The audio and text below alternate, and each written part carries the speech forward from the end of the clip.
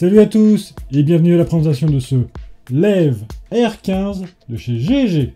Pour commencer, un grand merci à Thomas de Airsoft Rules Wheels pour son soutien dans la réalisation de cette vidéo. La série des Lève AR sont donc des fusils à gaz sans recul à rechargement manuel. Ils sont disponibles en deux versions, une courte de 7 pouces avec une crosse raccourcie et une longue de 15 pouces comme dans cette vidéo. La philosophie de ce Lève AR est de proposer un modèle modernisé des modèles type Winchester. On retrouve donc un upper de type AR15 proposant de nombreux rails.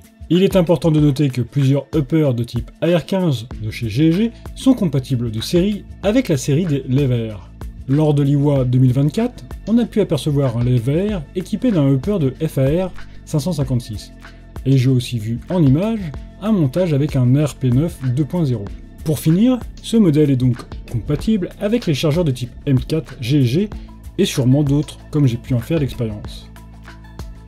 Ce modèle est livré dans une boîte surmontée d'une image de ce dernier et d'autres visuels rappellent étrangement un film avec un robot venant du futur. On retrouve plusieurs messages d'avertissement, quelques caractéristiques techniques et les références du modèle inclus sur celle-ci. A l'arrière, un visuel rappelle toutes les spécificités de ce Lève AR15.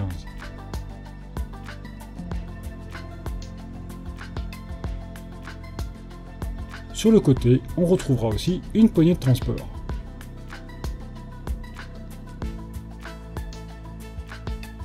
Après avoir ouvert la boîte, on découvre pour commencer un sachet en plastique comprenant tous les éléments de l'appui-joue, ainsi que le support de fausses munitions. Puis on découvre aussi le Lève AR15 qui devrait venir pour vous avec l'étiquette classique pour participer à la loterie GG. Et pour terminer, on trouve une tige de nettoyage. Pas de manuel dans la boîte, mais un QR code renvoie vers la version numérique en PDF à télécharger. Elle est disponible en chinois, anglais, espagnol, français et japonais. Elle est très complète et très bien illustrée.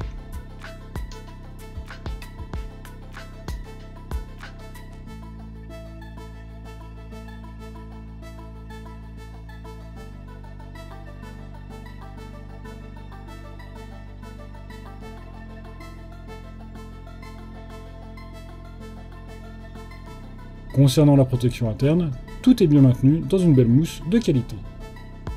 En ce qui concerne les matériaux, ce Lève AR15 propose du métal de qualité pour le cache-flamme, le garde-main qui est lui plus précisément en aluminium, les différents leviers du corps, et la queue de détente, et le levier d'armement. On retrouve un polymère lui aussi de très bonne qualité pour le corps principal, les organes de visée et l'ensemble de la crosse. Plusieurs marquages et numéros de série sont proposés à plusieurs endroits.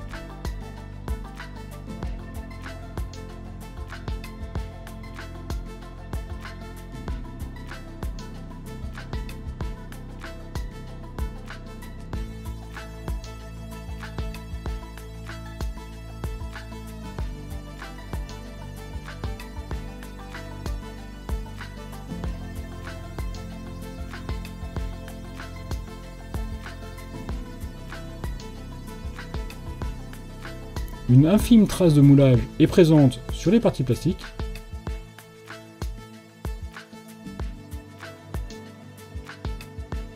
Des fixations pour système Quick Detach sont présentes à l'avant et à l'arrière du garde-main de chaque côté.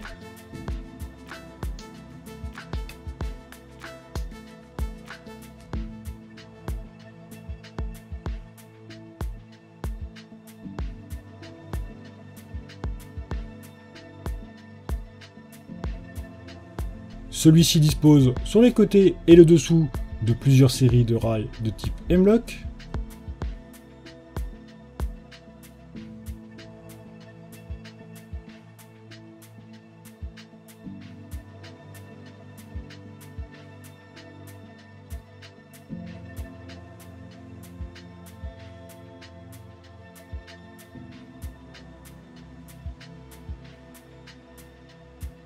À son extrémité avant, on retrouve sur les côtés et le dessous des rails de type Picatinny sur une petite longueur.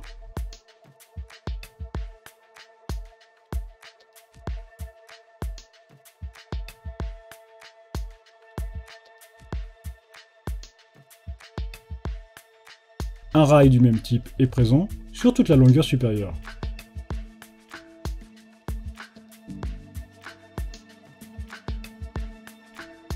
Et il est percé pour alléger la masse de ces derniers. La poignée de rechargement en métal respire la solidité.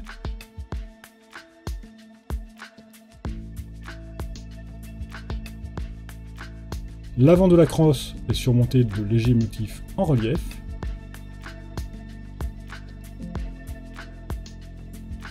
L'arrière de cette dernière est ajouré afin de diminuer encore plus le poids, et propose des orifices pour attacher l'appui-joue optionnel. Elle se termine par un pad en caoutchouc doté de motifs en relief. Le levier d'armement permet donc de chambrer une bille et d'armer le marteau. L'opération basculera aussi le cache-poussière si ce dernier était rabattu. L'appui sur la queue de détente provoquera la bascule du marteau qui libérera le gaz de propulsion par l'appui sur la valve. On peut armer ce dernier à la main, mais le tir ne provoquera que l'éjection du gaz, et aucun projectile ne sera tiré. Le bouton d'assistance au rechargement est comme très souvent factice.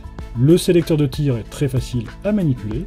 Si on voit le point rouge, le tir est disponible et activé. Sur la position de sûreté, la queue de détente et le marteau sont mobiles, mais le gaz n'est pas libéré. Vous pourrez vidanger le gaz restant dans le lève à air en poussant le marteau contre la valve et en maintenant la position.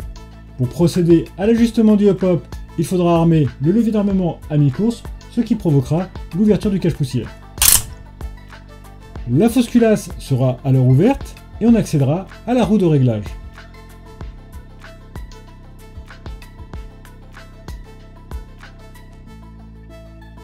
La roue de réglage est bien ferme.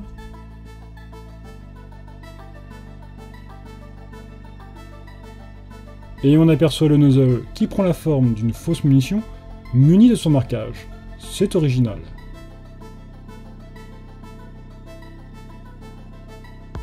Concernant les organes de visée, il existe un système de visée bas composé de fibres optiques de couleur qui remplissent très bien leur office. Ils sont de type flip-up et pourront donc être aussi relevés.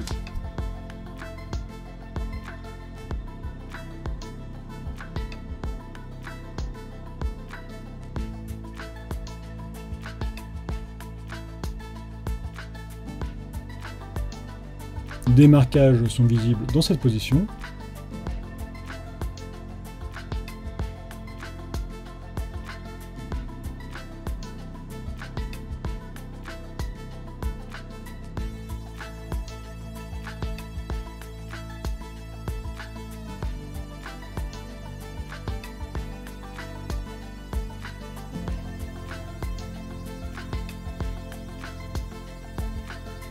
Une fois relevés, de nouveaux marquages sont apparents. Dans cette position, les organes de visée sont ajustables. Et ils pourront être démontés si nécessaire.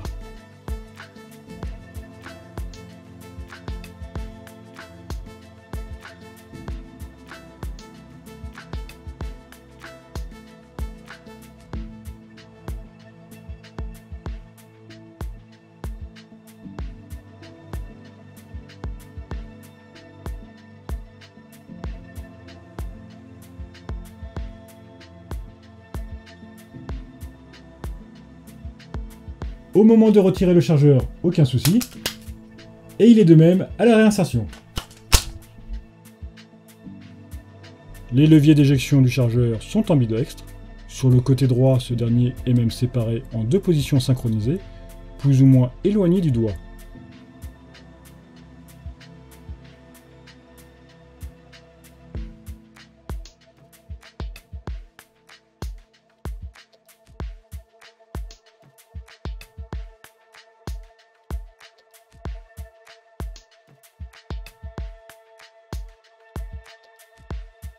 Le chargeur fourni est un modèle court, d'une bonne finition, et proposant 35 coups.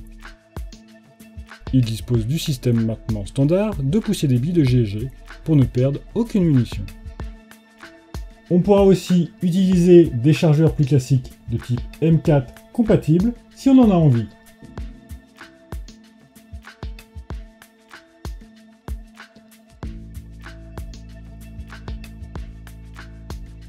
Le rechargement en gaz se fera via une valve sous le centre de la crosse. Niveau autonomie, j'ai arrêté de compter après 200 coups. Le cache-flamme peut être retiré après avoir desserré une vis de blocage.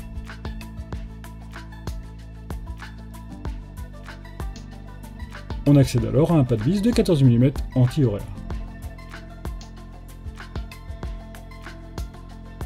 Pour installer l'appui-joue, il faut repérer la position désirée pour utiliser les bons orifices. On pourra ajuster la position latéralement et en hauteur. Une fois la position choisie, on insère les deux vis, puis de l'autre côté, on peut installer le support à fausse munition si désiré.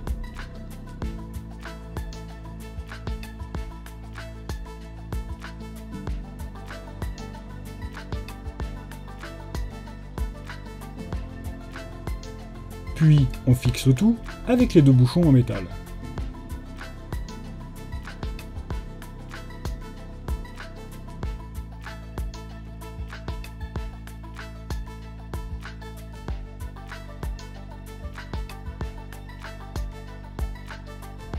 On pourra profiter d'un nouveau marquage sur l'intérieur de l'appui-joue.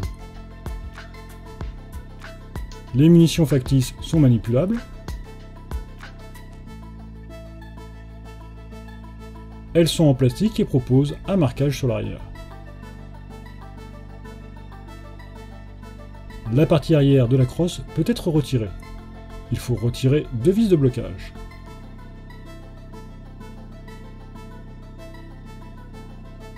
Puis pousser vers le haut assez fort pour la retirer.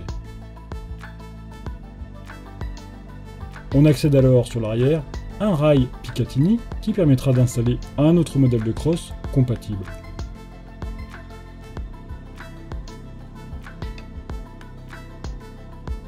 Le upper peut donc être retiré en chassant une unique goupille. Cette dernière restera solidaire avec le corps.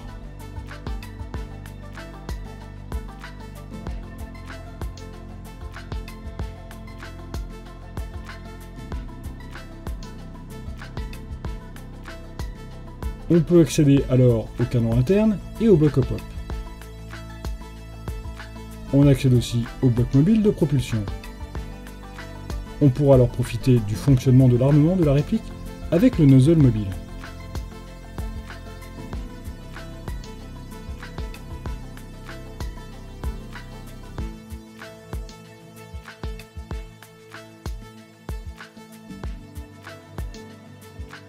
Au niveau lubrification, il faudra penser à s'occuper du bras mobile sur le côté. La partie supérieure et le dessus du nozzle.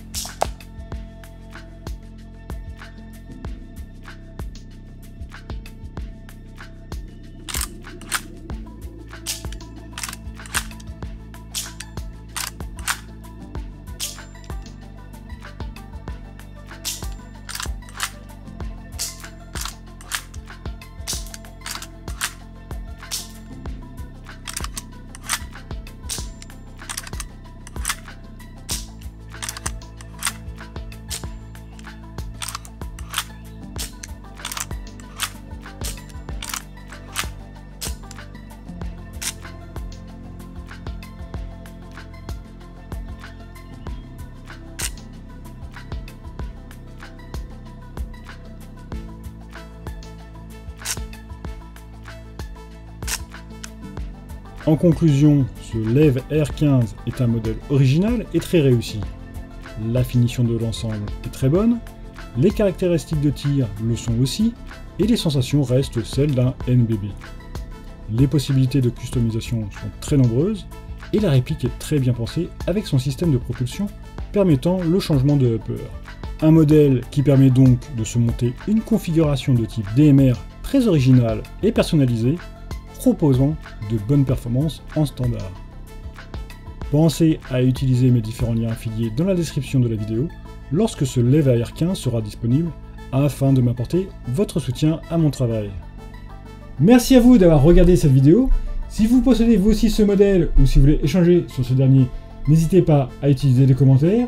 Pensez aussi à vous abonner à mes différents médias sociaux pour ne rater aucune nouvelle vidéo, suivre mon actualité et apporter votre soutien. Et je vous dis à très bientôt dans une prochaine vidéo.